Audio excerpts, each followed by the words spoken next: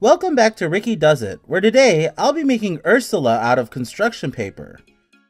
Before I get started, I just want to say thank you for helping me reach 1,000 subscribers. It's a huge milestone and I couldn't have does it without you. So I've been wanting to do this video for a while. Not only is Ursula one of my all-time favorite characters from anything ever, she's also who my friend Claire picked when I asked who'd she like to see me make as a kind of thank you for helping me get the funds together for my editing software last year. Now I'm not sure if you could tell, but this lavender here is a thicker cardstock paper.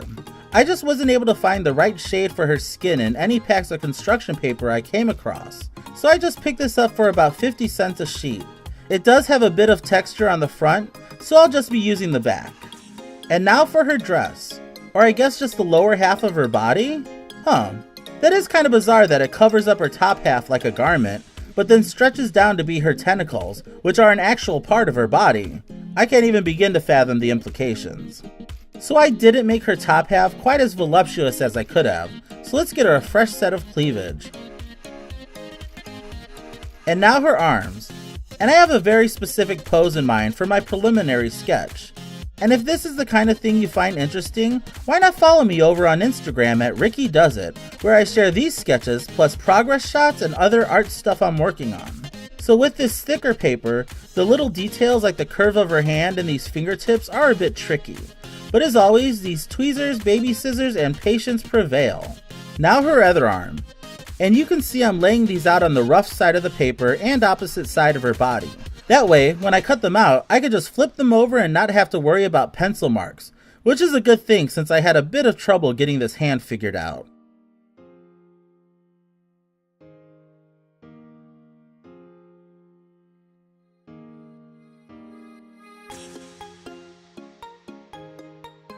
And now her hair. Let's rein that in a bit. She's not a troll doll.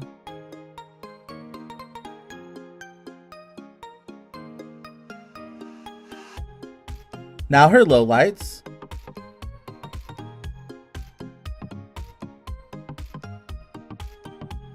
And let's get her tentacles figured out.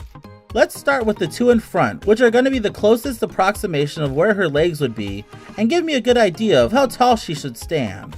Now if you're enjoying this video, why not share it with your friends and loved ones? That would really help me out a lot.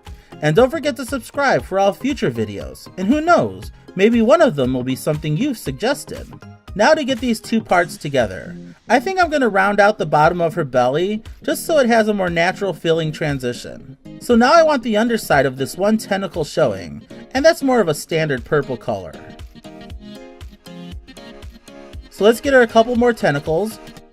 I remember when I was little and me and my friend Melissa would call each other on the phone and watch The Little Mermaid together. We'd get our tapes out, plug them in the VCR, and hit play at the same time. It wasn't a perfect system, but it worked in a pinch.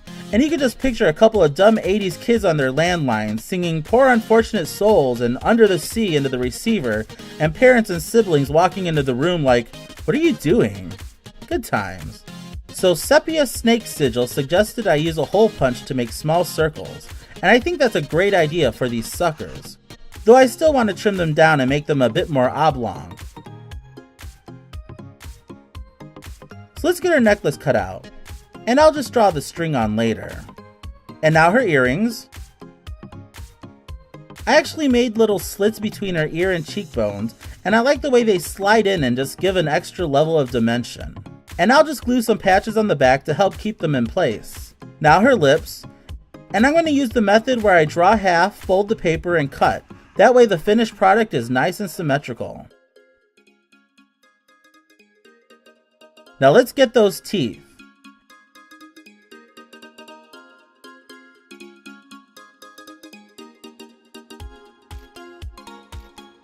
And lay out the rest of her face.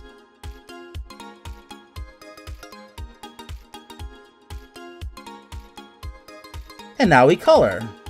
And I still love how taking a black crayon to black paper just gives everything some nice dimension. Now I'm going to play with some white highlights. And yeah, not sure how faithful I was to any kind of light source, but it still gives you a good idea of how rubbery tentacles should look.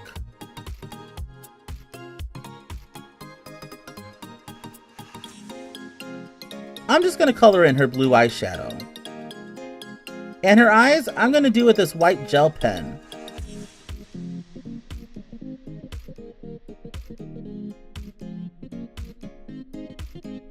And now we ink.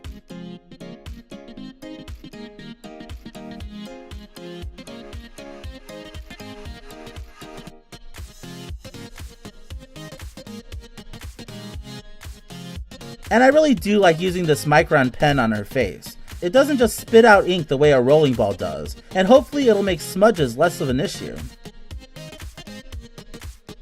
So just a few more finishing touches, and there she is, our Ursula. Here she is with our other Disney ladies, and I think Claire would agree. She came out absolutely divine. So if there's anyone else you'd like to see me make, let me know in the comments, and yeah, thanks for watching. If you like this video, be sure to give it a thumbs up and check out some of my other videos, and make sure you subscribe for all future videos. And why not follow me on Twitter, Facebook, and Instagram at Rickey Does It. That's Rickey Does It. See you soon.